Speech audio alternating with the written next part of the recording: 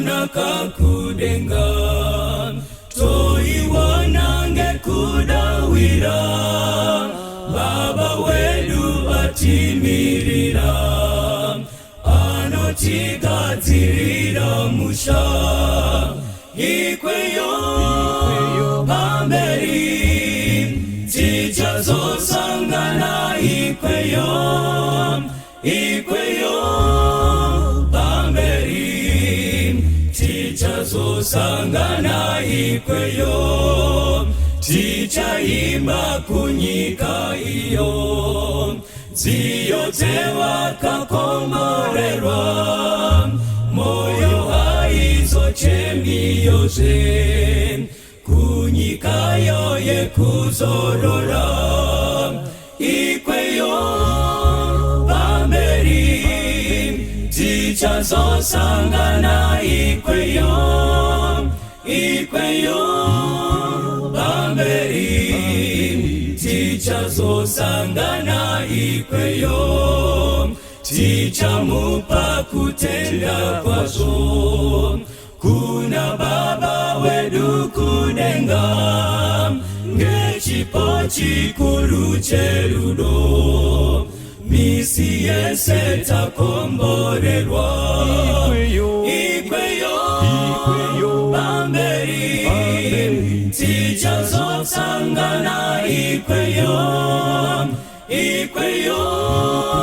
pamberi tichazosangana ikweyo tichamupa kutenda kwazo kuna baba wedu kudenga ngechipo chikuru cherudo misi yese takomborerwa ikweyo pamberi tichazosangana ikweyo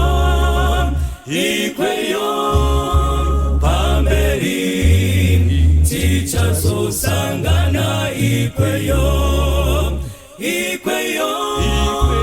pamberi tichazosangana ikweyo pamberi tichazosangana ikweyo tichazosangana ikweyo tichazosangana ikweyo tichazosangana ikweyo tichazosangana ikweyo tichazosangana ikweyo tichazosangana ikweyo tichazosangana ikweyo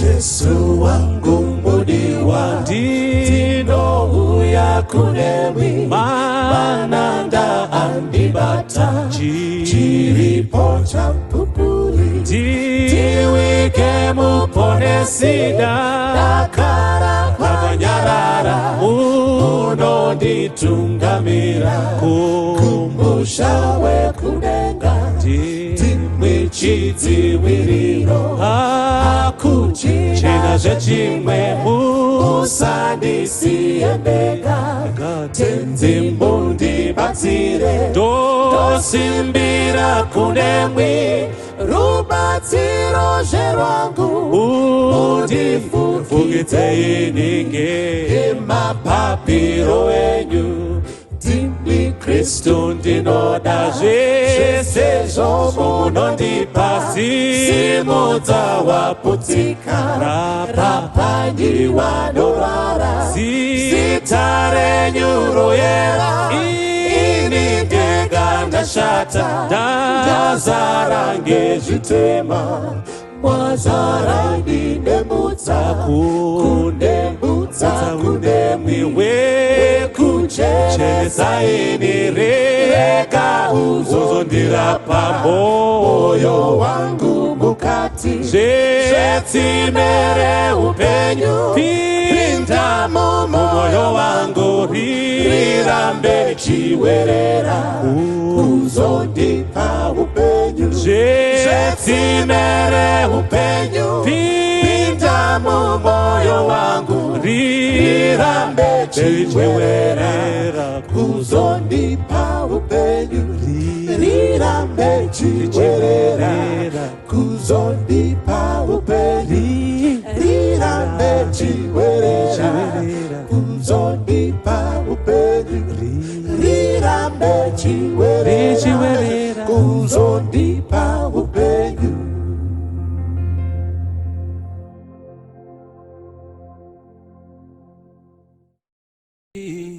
Fambe nemi opfuma ndifambe nemi sezvakaita Inoki imi mubate ruoko rwangu nditaurirane nemi kana nzira yoshayikwa ndivume indifambe nemi handingambofambi ndega dutu riri kuvuvuta mirauya yakateiwa wawengiwa vanondiedza ese aya matambudzo tenzivuma ndifambe nemi kuti mandipazororo zvepasi zvinowanando ini nozofamba nekushinga ndotakura muchinjiko dakara ndione Zioni tenzivuma ndifambe nemi dakara ndione Zioni tenzivuma ndifambe nemi dakara ndione Zioni tenzivuma ndifambe nemi dakara ndione Zioni tenzivuma ndifambe nemi.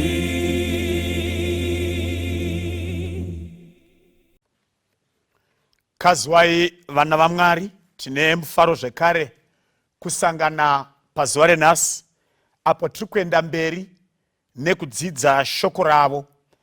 Zuva ranhasi toda kutarisa imwe nyaya inokosha zvikuru, nyaya yandinotenda kuti wakambenge uine mibvunzo mizhinji nayo, asi nhasi toda kuti Mwari vatitsanangurire pamusoro penyaya iyi inoti basa guru revatumwa vaMwari. Basa guru revatumwa vaMwari ndo nyaya toda kutarisa pazuva ranhasi.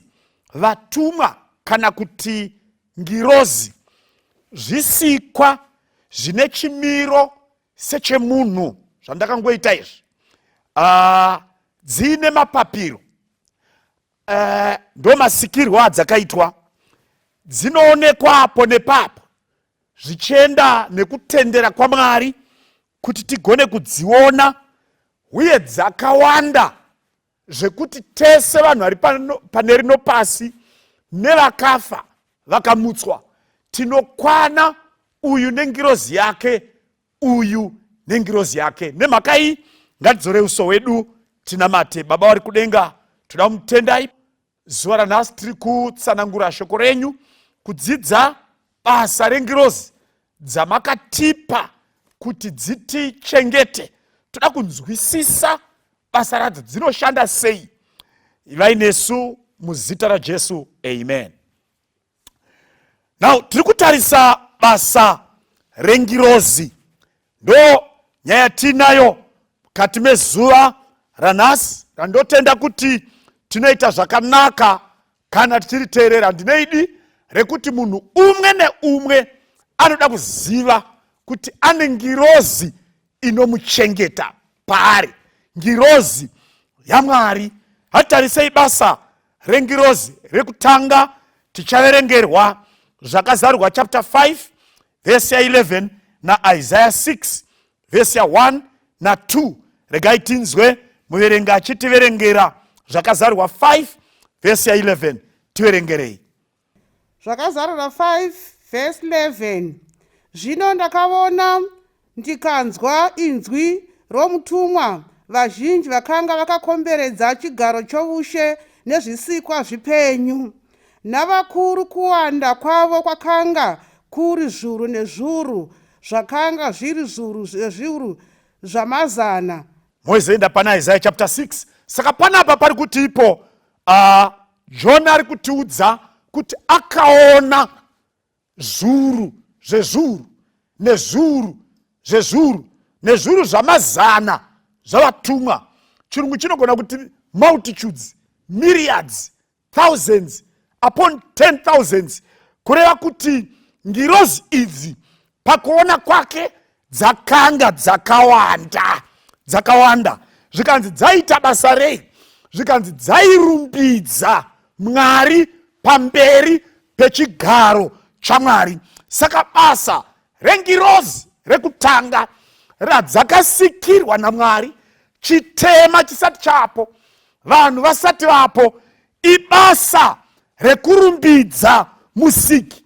Nemhaka yemabasa ake ekusika ose akaitwa naMwari, zvishamiso kungirozi, kasikirwo kakaitwa nyika dzose, kakaitwa zvisikwa, miti, mhuka, shiri, uswa, mvura, makomo, vanhu, zvese zvinoshamisa ngirozi. Saka basa radzo kumurumbidza zuva nezuva, parabudira nekuswerera nekuvirira, dzinenge dzichirumbidza Mwari. Unoona kuti isusu vanhu hatichatoshamiswi nemiti yakasikwa naMwari, ingava michero yatinodya kana yatinoshandisa pakugadzira zvinogadzirwa, kana yekunakidza kuona meso. Vazhinji havabatikani, asi ngirozi zuva nezuva dzinomukira kuti muri mutsvene. Isaiah 6 verse 1 to 3 hatinzwei kuti inoti kudii. Isaiah 6 verse 1 to 3. Pagore rokufa kwamambo Uzia, ndakaona Ishe agere pachigaro choushe, chirefu chakakwirira, mpendero wonguo dzake ichizadza tembere. 2. Kumusoro kwake kwakanga kumire serafini, imwe neimwe yakanga ina mapapiro matatu, namaviri akafukidza chiso chayo, namaviri akafukidza makumbo ayo, namaviri yakanga ichibhururuka nawo. NaIsaya akaonawo ngirozi dzatumidzwa zita rekunzi maserafimu. Zviri kungoisa pachena apa ndezvekuti ngirozi dzine marengi akasiyana. Idzi dziri kunzi maserafimu hanzi dzadzine mapapiro matanhatu. Tariaoni, mapapiro maviri inenge ichibhururuka, mapapiro maviri yovhara kumeso, mapapiro maviri yofukidza tsoka dzayo pamberi pechigaro chaMwari, dzichirumbidza nokuimba rwiyo, mutsvene, mutsvene, mutsvene, Jehovha wehondo. Kunaka kwake kunofukidza nyika yose. Ngirozi kana dzakatarisa Mwari iye mukati membiri yake, dzinoiona yakafukidza nyika yose, parinobudira, parinovirira, zvese zvisikwa zvakafukidzwa nembiri yake. Zvikanzi ngirozi nekuda kwaizvozvo dzinenge dziri kumurumbidza. Chimwe chandibata ndechekutiko hanzi dzinofukidza kumeso, dzinofukidza tsoka. Mazuvano tane vanhu vasinganyari vamwe vanhu. Kune vanhu vanofanira kukudzwa nekuremekedzwa, asi vanhu kusina vakadaro. Ngirozi dzinotya kuenda pamberi paMwari dziine chimiro chakashama, dzisina kufuka, zvikanzi dzinotofukidza kumeso kuti dzirege kutarisana noamasimba, dzinofukidza netsoka kuti zviite zvakanaka. Dai Mwari vangabatsira iwe neni kuti kana tichienda pamberi paMwari tizive kuti tofanira kunge takasimira sei, takapfeka sei, tiine kukudza nokurumbidza. Handei tinzwe rimwe basa rengirozi. Taona basa rengirozi kudenga, takorenga vaHebheru chapter 1 verse 13 na 14, tichinzwa basa rengirozi kwatiri isusu vanhu kuti dzinomboita basa rei. Hativerengai tinzwe chapter 1 verse 13 to 14, tiverengerei. VaHebheru 1 verse 18 to 14. Asi wakambotaura kunani kwavatumwa achiti, gara kurudyi rwangu kusvikira ndichite vavengi vako vamene chitsiko chetsoka dzako. Ko, havanzi vose vemweya inoshumira wakatumwa kuzobata nokuda kwavanodya nhaka inoponeswa here? Mozotiverengera Mateo chapter 18. Panapa pari kuti ko ngirozi chi, mubvunzo wanga wabvunzwa, vatumwa chi? Zvikanzi ngirozi mweya. Ndambotaura ndikati dzakasikwa dziri muchimiro chevanhu, ndikati hadzionekwi pese pese, asi apo nepapo. Saka panapa pari kuti chimwe chinoita kuti dzisaonekwe mweya. Zvikanzi dziri mweya dzakatumwa naMwari pano panyika kuzoshumira kuvadyi venhaka yeupenyu husingaperi. Dai ungati amen wakagara ipapapo. Dzakatumwa kuzoshumira ini newe sevadyi venhaka yeupenyu husingaperi. Toda kunzwa kuti pakushumira uku dzenge dzichiitei. Mateo 18 verse 10, tozoenda pana Luka chapter 1, tiverengere ipapo. Mateo 18 verse 10. Chenjerai kuti murege kuzvidzwa mumwe wavaduku ava, nokuti ndinoti kwamuri, kudenga vatumwa vavo vanosivona misi yose chiso chaBaba vangu vari kudenga. Mozoenda pana Luka chapter 1. Hanzi musachemedza, musatambudza vamwe vevacheche ava, vana vadiki ava, nemhaka yekuti kudenga vatumwa vavo vanotenderwa kuona kumeso kwaMwari. Saka ndiJesu ari kutaura, musachemedza vana vadiki nemhaka yekuti ngirozi dzavo kana dzaenda kudenga dzinotenderwa kuona kumeso kwaBaba. Ndofunga ucharangarira Isaiah chapter 6 kuti dzinogarako dzinofukidza kumeso, asi ye mwana mudiki, mwana mucheche, kana ikabva pano ichienda kudenga kunoripota kachengeterwo kanoitwa mwana uyu nevabereki vake.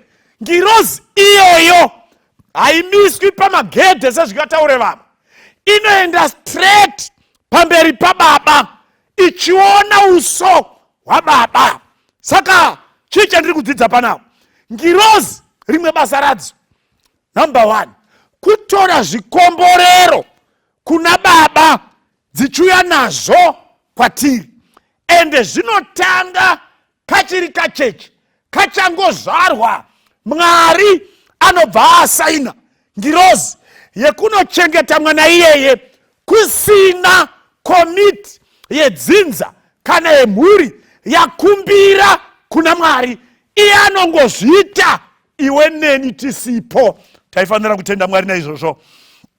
Ndaitarisa pfungwa iyi zvekare ndikaona kuti pfungwa iyi yakanaka, dzinochengeta vana vaMwari.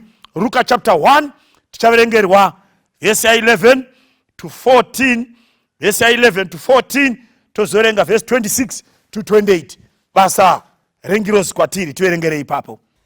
Luka 1 verse 11 to 14. Yes. Ipapo mutumwa waShe wakaonekwa naye amire kurudyi rwealitari yezvinonhuhwira. Zakariya akamanikidzwa achimuona, kudya kukamuwira.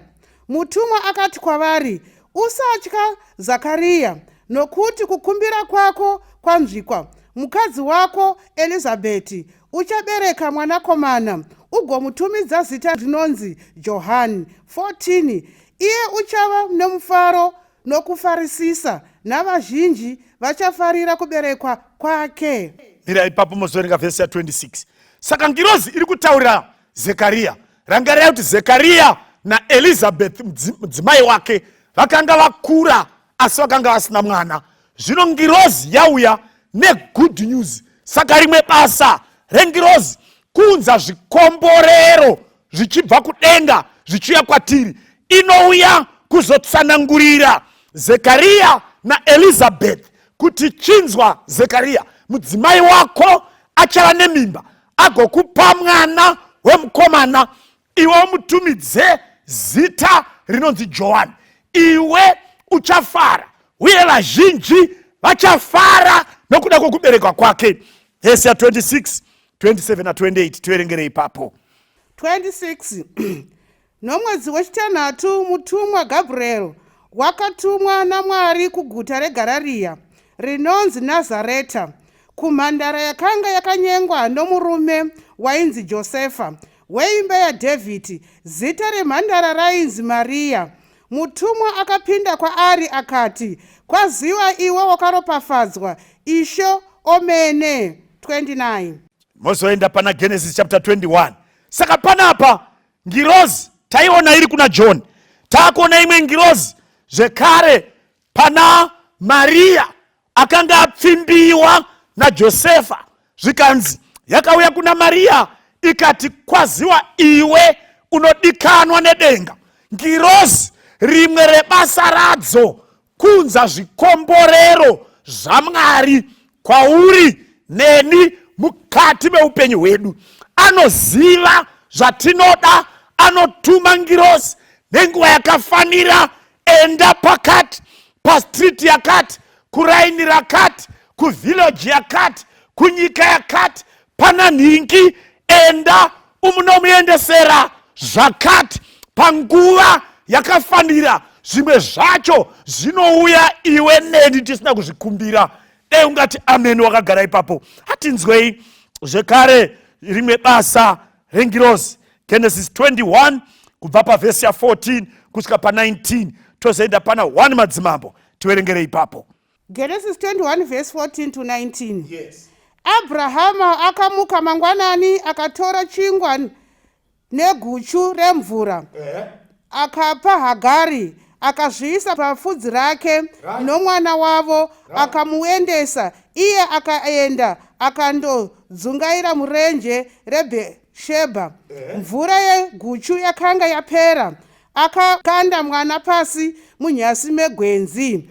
Iye akandogara pasi pakatarisana naye. Nhambwe imwe ikasvika museve kana waposhwa, nokuti wakati, ndirege kuona hangu mwana achifa. Akagara pakatarisana naye akachema kwazvo.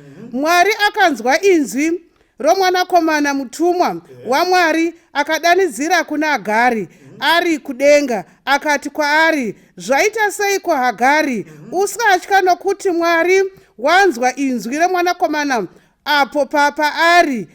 18. Simuka usimudze mwanakomana, umubate ruoko rwako, nokuti ndichamuita rudzi rukuru. 19. Ipapo Mwari akasimudza meso ake akaona tsime remvura, akaenda akazadza guchu remvura, akamuisa mwanakomana. 20. Moenda pana 1 madzimambo chapter 19. 1 madzimambo chapter 19. Panapa pari kuti zvekare Hagari, tinoziva nyaya iyi, mumusha makanga manetsa. Hagari akaburiswa mumusha akadzingwa nemwana, murenje ari ega, mvura yapera, chingwa chapera. Hanzi anoisa mwana munyasi megwenzi. Iye ndekuenda chinhano chingaposhwa museve. Ndobva anoti, regai ndirege kuona mwana wangu achifa. Ipapo hanzi mutumwa anodaidzira, zvaita sei naye Hagari? Usatya, dzokera unotora mwana umusumudze, Mwari achamuita rudzi rukuru.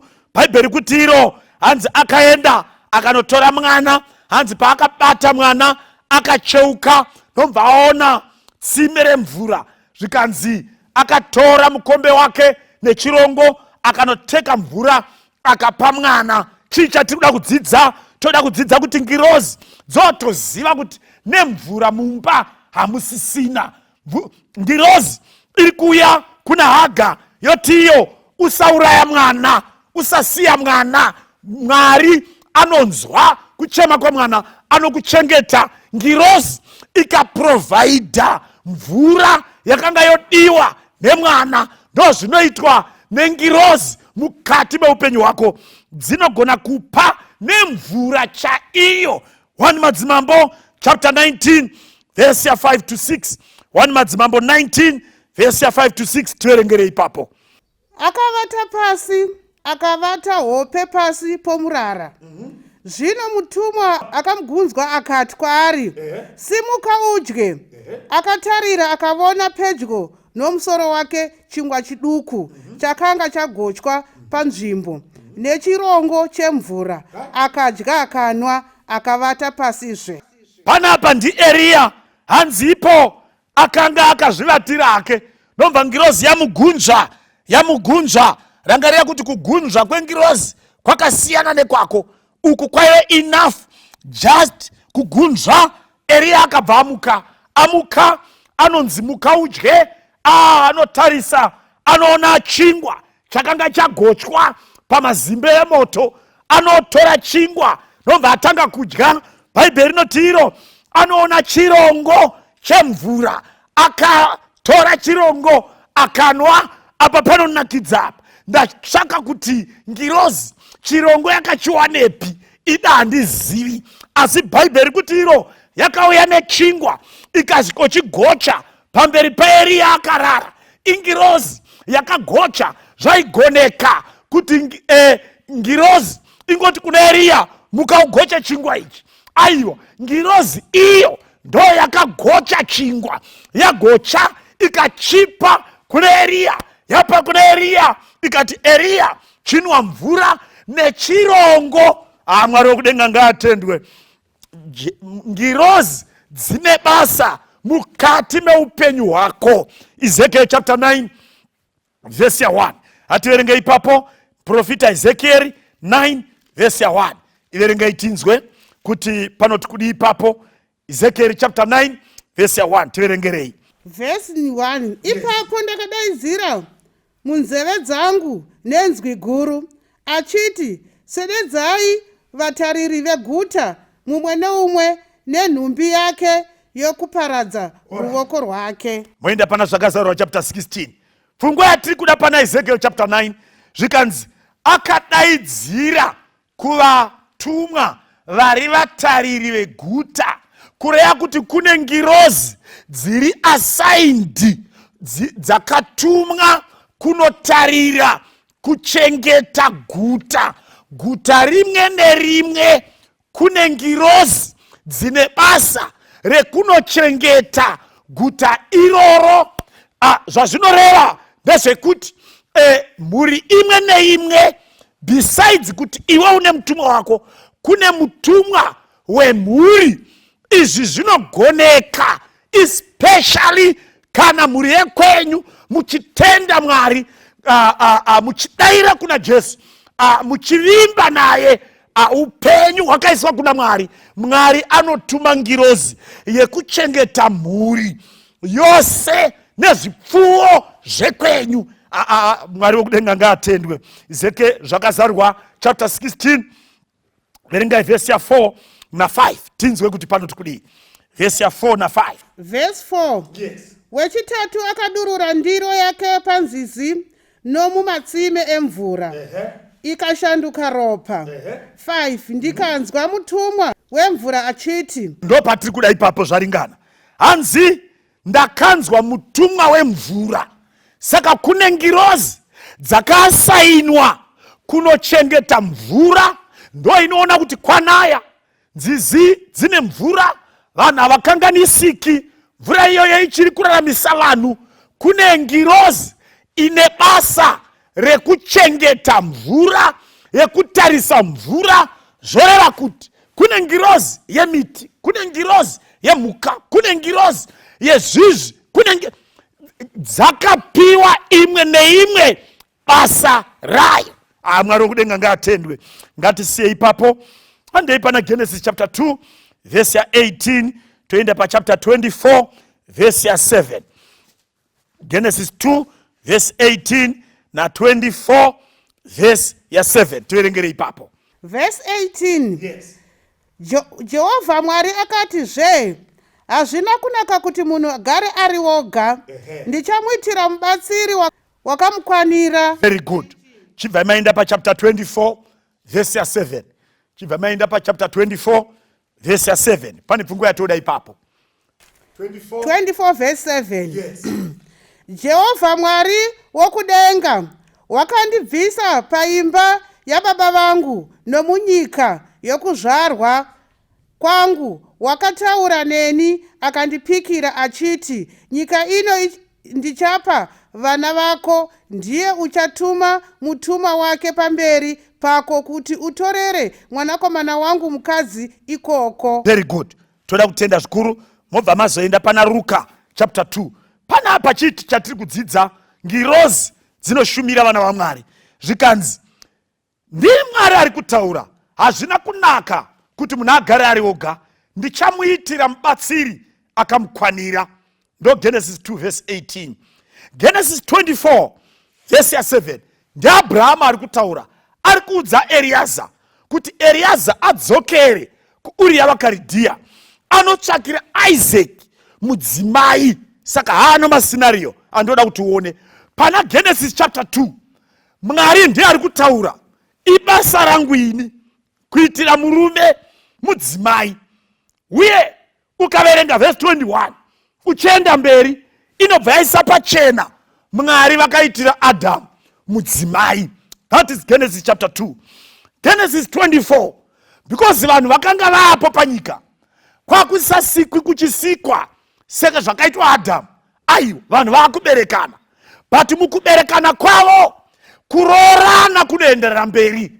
Ende Mwari pana Abrahama anoisa pachena ibasa rake kuita make sure wawana mudzimai ari right. Saka Abrahama ari kuudza Eriaza, zvikanzi Eriaza, pauri kuenda usatye, nokuti mutumwa akanditungamirira kubva kumadzibaba angu. Iye achava newe, ndiye achakubatsira kutsvakira mwana wangu Isaac mudzimai. Mwari wokudenga ngaatendwe.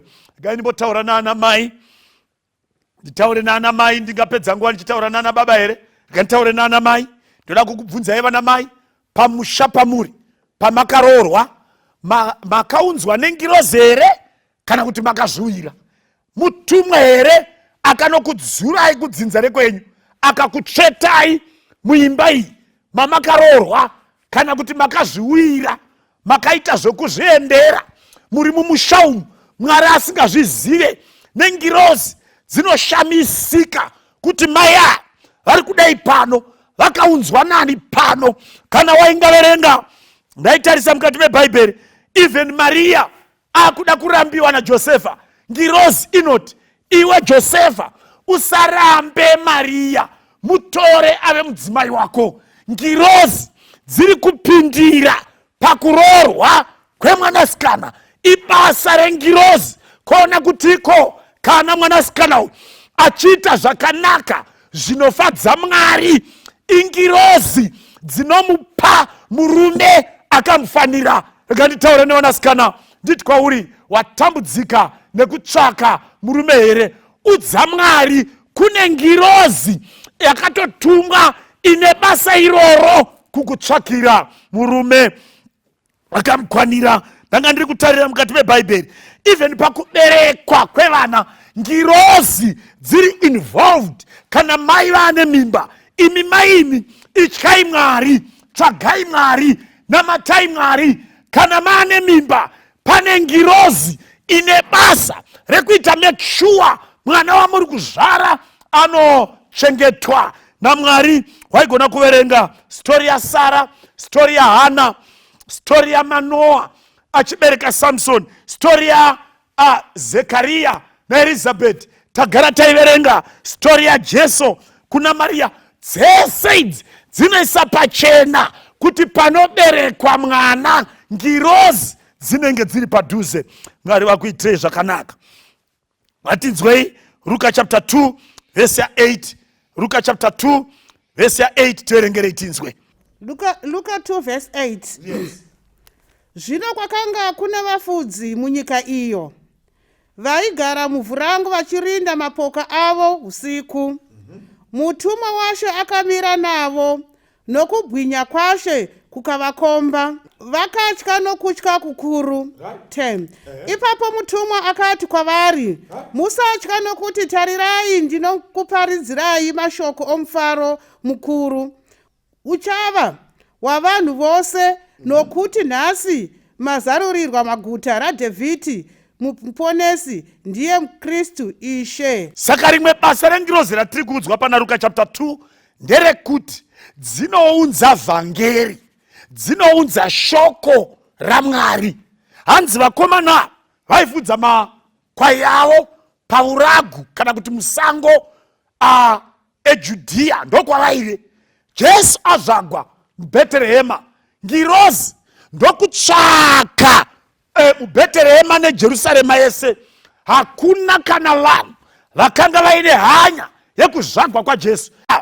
Vaifudza makwai musango, vaive nehanya yekuti komesiya achauya rini. Hanzi ngirozi dzakatumwa kuti endai munovazivisa kuti Mesiya azvarwa. Saka ukaona vhangeri richipinda mumba mako, vanhu vachiparidza vhangeri, teerera munhu waMwari, vanhu vachitaura shoko raMwari sezvatiri kuita izvi. Vamwe vanoita zvekunoka padhoo mazuva ano elockdown, uri kuzvinzwa uri mumba mako, pangava paTV, pangava paWhatsApp, ingava recorded message yawatumirwa, chaita kuti mumwe munhu afunge kukufunga. Mutumwa ana assignment yevhangeri kwauri, riteerere urigamuchire. Vangava vanhu vagogodza pamukova wako vakakupa shoko raMwari, mutumwa aunza vanhu ivavo kukupa shoko raMwari. Hazvina basa zvaitwa nenzira ipi, ibasa rengirozi kuita make sure iwe une nzara nenyota yekururama wagamuchidzwa shoko raMwari. Ngatisiyei ipapo. Hatinzwei zvakare rimwe basa rengirozi. Madzimambo echipiri chapter 6 verse 16 na 17. Madzimambo echipiri chapter 6 verse 16 na 17 toerengerei ipapo. 16. Yes. Iye akapindura akati, Right. usatya hako, nokuti vari kwandiri vanopfuura vari kwavari pakuwanda. Good. 17. Zvino Elisha wakanyengetera akati, Jehovha, svinudzai henyu meso ake avone. Ipapo Jehovha akasvinudza meso ejaya, akavona gomo rizere namabhiza nengoro dzomoto zvakanga zvakakomba Elisha. Mozoenda pana Daniel chapter 10. Pane point yatiri kuda panapa, ngirozi dzichitishumira zviri kunzi panapa. Elisha ane muranda wake rakanga richiri jaya, muchinda uyu ainzi Gehazi. Saka ndofunga muchinda uyu vakamuka mangwanani kuma 4-5 am, nobva abuda panze anoona maSiria, masoja emaSiria akomberedza imba makanga mugere Elisha. Anodzoka mumba achimhanya, osvika pamakumba aElisha oti, ishe wangu, tichaita sei? Panze hapachabudiki, maSiria azara. Kwai Elisha akanga maziso ake onera madzerere. Anoti kujaya, usatye my young boy, don't worry my young boy, vari kwatiri vakawanda kudarika vari kwavari. Nobva anyengetera akati, ishe Jehovha, dosvinudzai henyu meso ejaya aone. Hanzi meso paakasvinuka Gehazi anoona pamusoro pemaSiria, anoona moto, ona kuti moto uyu mabhiza akanga ariwo moto. Pamusoro pemabhiza pakanga paine vatumwa vakanga vachitenderera pana Elisha. Hanzi hana yake inodzikama, vari kwatiri vazhinji pane vari kwavari. Poindi yatiri kudapa pakushumira kwengirozi ndekutiko ngirozi dzinochengetedza varanda vaMwari, vatumwa vaMwari vane basa rinokosha. Apa pakanaka. Ngirozi dzinochengetedza varanda vaMwari, vatumwa vaMwari vakatumwa nebasa revhangeri, vanoshumira kuruponeso rwako, vanoshumira kuupenyu hwako, vanokunamatira, vanokudzidzisa vhangeri nebhaibheri, vanokuudza zvinodiwa naMwari nezvaasingadi. Hanzi there's a special battalion inotumwa naMwari inochengeta vakadaro. Pana Elisha pakaonekwa vakomana vaiva pamusoro pamabhiza, ari mabhiza omoto. Chimwe chandiri kuona papoindi ndechekuti kune hondo seri kwehondo. Kune hondo dzinoonekwa, kune hondo dzisingaonekwi. Panapa Gehazi aiona dzinoonekwa, haana kuona dzisingaonekwi. Kune hondo dzisingaonekwi dzinorwira vana vaMwari. Kune ngirozi dzinorwira vana vaMwari. Inzwa munhu waMwari, iwewe hondo yauri kuona nevavengi vako nevanokunetsa, uri kuona zvinoonekwa. Zvisingaonekwi hausi kuzviona nekuti meso ako haasati asvinudzwa. Ndaingada uzive kana uchitenda kuna Mwari, uchiisa upenyu hwako kuna Jesu, panotumirwa special battalion. Rega timbonzwa Daniel chapter 10 verse 5 to 6 na 11 to 13. Tiri kutarisa unseen battles, hondo dzisingaonekwi dzinorwiwa pamusoro pako iwakarara. Daniel chapter 10 verse 5 to 6 tiverengerei. Verse 5. Yes. Ndikaridzira meso angu ndikatarisa, ndikaona murume akapfeka mucheka wakasungwa nechivuno chake nendarama yakaisonaka yeufazi. Muviri wake wakanga wakaita sebheriri, chiso chake chakapenya semheni, meso ake akapfuta samazhanje, maoko ake netsoka dzake zvakanga zvakafanana nendarira yakakweshwa, uye kutinhira kwamashoko ake kwakaita sokutinhira kwavazhinji. 11. Yes. 11 akati kwandiri, iwe Dhanieri, murume unodikanwa kwazvo, chinzwisisa mashoko andinotaura kwauri, umire kwazvo, nokuti ndatumwa kwauri iwe zvino. Wakati akataura shoko iro kwandiri, ndikamira ndichidedera. 12 ipapo akati kwandiri, usatya Dhanieri, nokuti kubva pazuva rokutanga rawakafunga nomwoyo wako wose kunzwisisa nokuzvininipisa pamberi paMwari wako, mashoko ako akanzwikwa. Ndauya nokuda kwamashoko ako, asi muchinda woushe wePezhia wakandidzivisa mazuva ana 21 asati atarira Mikairi. Mira ipapo ndo pandiri kuda ipapapo. Mozoenda pana Malachi chapter 3. Panapa pane kanyaya kakanaka. Hanzi ngirozi iri kutaura apa ndi Gabriel, iri kuti kuna Daniel, inzwa Daniel, iwewe pawakatanga kunamata uchizvininipisa uchitsvaka Mwari, ndakatumwa kwauri, asi muchinda wamaPezhia akandidzivisa kwemazuva 21, 21 days. Ndandiri kuuya. Na unabva wada kubvunza kuti saka kana ari Gabriel ari kutaura nyaya iyi, muchinda wamaPezhia ane simba, ane capacity yekustopa Gabriel ndiani?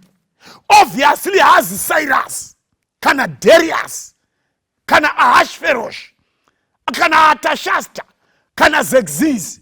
Aiwa kwete, izita remadunhurirwa riri kushandiswa.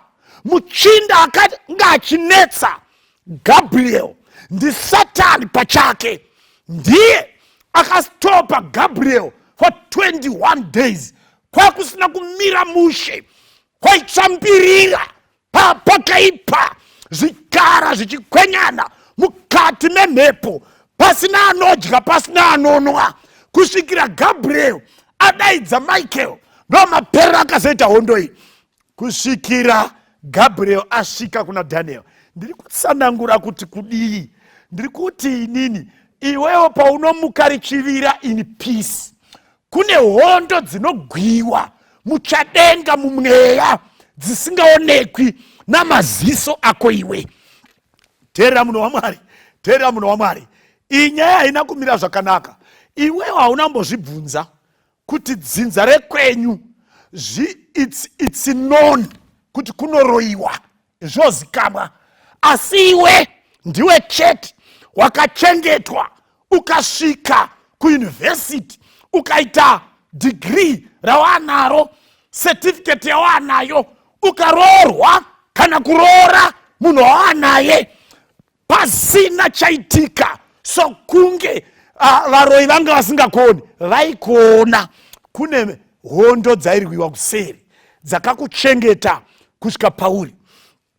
Teerera munhu waMwari, unoziva here kuti paunorara iwewe wabatwa nehope, mumba menyu muna mapete, mune masvosve, hakuna kana one rinopinda mumuromo mako. Kune vatumwa vanoita basa iroro seri iwe usingazvioni. Unozviziva here kuti zita rako rinodhiskaswa left, right and center, uku nekoko, vanhu vachironga kuparadzwa kwako, asi hazviitiki. Kune ngirozi dzinokurwira hondo idzi iwe usipo. Inzwa munhu waMwari, ndiri kutarisa nyaya iyi kuti ubatikane, ubetsereke, uponeseke. Ndatini izvozvi iwe unoendesa tsamba CV kukambani kwauri kutsvaka basa, vanotarisa vanodiwa pabasa, hapana hama yako ipapo, hapana. Iwe uri kumba, zita rako robatwa. Chaita kuti ribatwe, pane ngirozi iriko inoti iri ndo zita rinofana kuuya pakambani inoi. Pane paine muzukuru, pane paine muning'ina uyu neuyu, asi vese vosiyiwa, rako rotogwa. Inzwa munhu waMwari, kune ngirozi dzinobata basa iri iwe usipo. Unozviziva here kuti Satani kana akakutarisa ari kuunza pavasikana vauri kuda, pane varoi, panotoone mhombwe pavasikana vauri kudanana navo, pavakomana vauri kudanana navo, pane vamwe vekuti pekupedzisira kana Mwari akasapindira uri kunopinda mugomba richakutambudza. Asi iwe ukarimbika kuna Mwari, ukatendeka kuna Mwari, ngirozi ndo inotanga kuchiketa ichibvisa. Kosara akafanira kuva mai mukati medzinza rekwenyu, kana mukwasha mukati medzinza rekwenyu. Ndiri kuti kune ngirozi dzinobata basa kuseri iwewe usiko. Pakawanda paungada wakanwa poison, asi Mwari vakakuchengeta. Panapa pari kutsanangura ingirozi dziri kushumira kuvatsvene. Bhuku raMalachi chapter 3 verse 16. Malachi chapter 3 verse 16. Ngatoerenge ipapo. Verse 16. Ipapo vaitya Jehovha vakataurirana.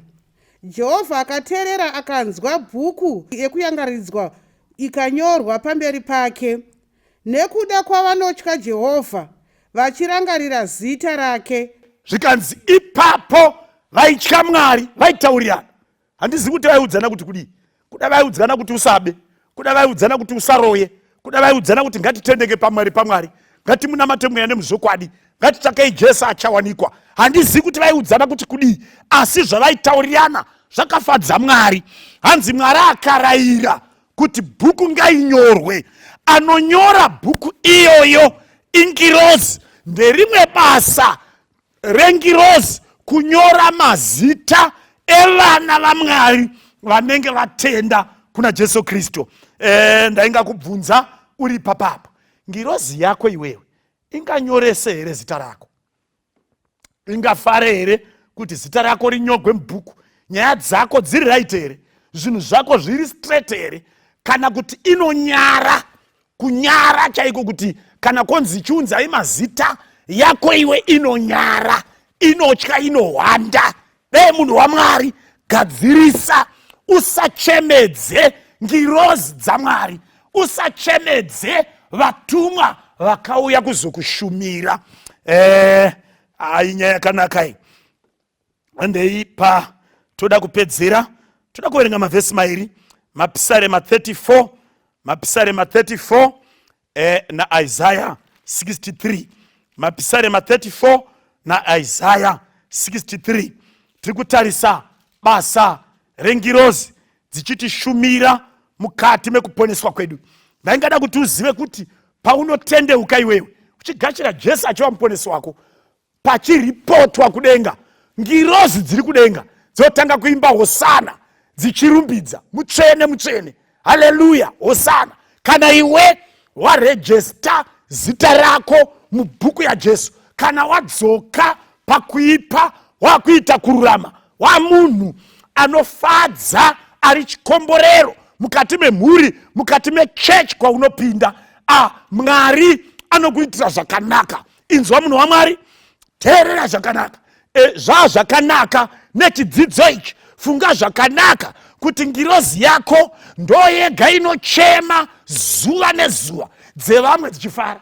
Ngirozi yako ndoyega inodemba, wamuka wakadai, waenda kumbanje, yako inochema, wamuka wakadai, wanoenda kunoba, yako inochema, wamuka wakadai, uri kutuka mai vako, yako inochema, hauteereri baba, yako inochema, hauchengeti baba, unodya uchinwa, baba wachifa nenzara, ngirozi yako inochema. Dai wanga warangarira zvakanaka, uite zvakanaka, mutumwa wako afarewo. Tiverengerei Mapisarema 34 vhesi 7 na Isaiah 63 vhesi 9. Ndofunga ipapo chidzidzo chedu chine chasvika pamukona chando. Tiverengerei tinzwe. Verse 7. Yes. Vatumwa vaJehovha unovakomberedza vanomutya nokuvarwira. Mutumwa waJehovha anokomberedza vanotya Mwari, kwete vese vese, vanotya Mwari nekuvarwira. Isaiah 63 vhesi 9. Tiverengerei ipapo. Pakutambudzika kwavo kwose, naiyevo wakanga achitambudzika, mutumwa wakavazivisa chiso chavo, akavaponesa. Mira ipapo. Zvikanzi pakutambudzika kwavana vaIsraeri murenje, nemutumwa aitambudzikawo navo pavairarama mukati merenje. Paunenge uchitambudzika muupenyu, nengirozi yakasainwa kwauri inochemawo, inotambudzikawo sewe. Inzwa munhu waMwari, vamwe vanochengetwa nenyoka, vakaropafadzwa vanochengetwa nevatumwa. Vamwe vanochengetwa nemazango, vakaropafadzwa vanochengetwa nevatumwa. Vamwe vanochengetwa nemadzvinyu, vakaropafadzwa vanochengetwa nevatumwa. Vamwe vanochengetwa nenhekwe yefodya, vakaropafadzwa vanorindwa nevatumwa. Vamwe vanochengetwa neminhenge yemazizi, vakaropafadzwa vanochengetwa nevatumwa. Vamwe vanochengetwa nemidzimu namashai, vakaropafadzwa vanochengetwa nevatumwa. Vamwe vanochengetwa nezvimwe zvisingatauriki, vamwe vanochengetwa nezvitokoroshi nezvidhoma, vakaropafadzwa vanochengetwa nevatumwa. Hanzi nemutumwa aive navo murenje. Vhesi 10 inototi akavabereka kumusana segondo rinoverengerera vana varo, akafamba navo akavasvitsa munyika yeKenani, akavasvutidza uchi unobva padombo romusarasara. Panguva ino munhu waMwari, iwe uri kuchengetwa nei? Uri kuziva here basa rengirozi? Kana wabatikana, wanzwa kutaura kwaMwari muupenyu hwako, zvinoda kuti chirarama upenyu hwekutya Mwari kubva pazuva ranhasi zvichienda mberi. Mwari otuma ngirozi inokuchengeta. The more yaunotrasta kuna Jesu, the more the number yevatumwa vanochengeta iwe.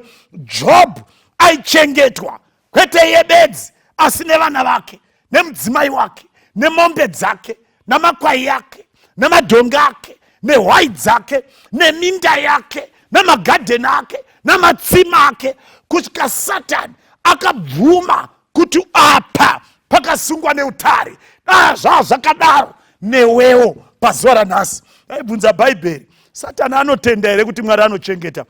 Ndikamunzwa Satani achiti, imi Jehovha, uyu Jobho uyu makamuchengeta imi nezvose zvaainazvo. Satani pachake anotenda kuti hauchengetwi nehoko, hauchengetwi nembambo, unochengetwa naMwari kana atuma ruzhowa rwavatumwa. Ndoda kukunamatira panguva inoyi, ndoda kukumbirira kuna Mwari. Mwari vakubatsire, gadzirisa upenyu hwako, tsvaka Jehovha achawanikwa. Ita zvinoita kuti Mwari vakufarire, atumire vatumwa vanokuchengeta, unorara hope dzose. Ngatidzore uso hwedu tinamate. Baba vari kudenga, tinofara nebasa guru revatumwa. Sekudzidza kwataita, vana wenyu umwe neumwe paari ane mubvunzo. Saka ini ngirozi yaMwari inene here, asi zvogona kutanga pazuva ranhasi. Akaisa mwoyo wake kwamuri, akatenda kwamuri Ishe Jesu. Imi mitumirai ngirozi. Mutumwa waJehovha anokomberedza vanomutya nokuvarwira. Dai Jehovha asaiva nesu, Israeri ngaidaro. Kubatsirwa kwangu kunobvepi? Kunobva kuna Jehovha wakaita kudenga nepasi. Muchengeti wako harari, haakotsiri. Itirai shamwari dzenyu zvakafanira kutenda kwavo, muzita raJesu, amen.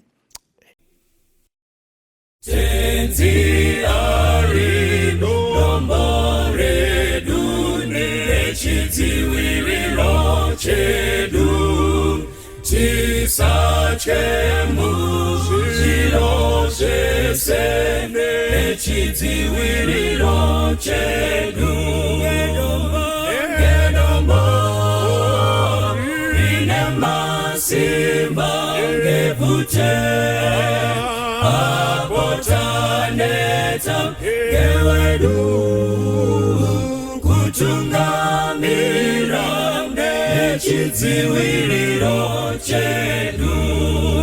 Vute redu masikati nechidziwiriro chedu, nekupenya pausiku nechidziwiriro chedu.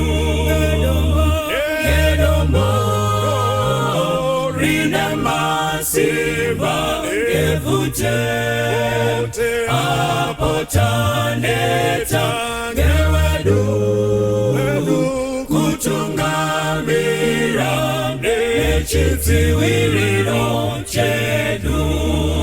Champupuri chatinera nechidziwiriro chedu, kuna Mwari taponeswa nechidziwiriro chedu. Ngedombo rine masimba ngevute, apotaneta ngewedu, kutungamira nechidziwiriro chedu.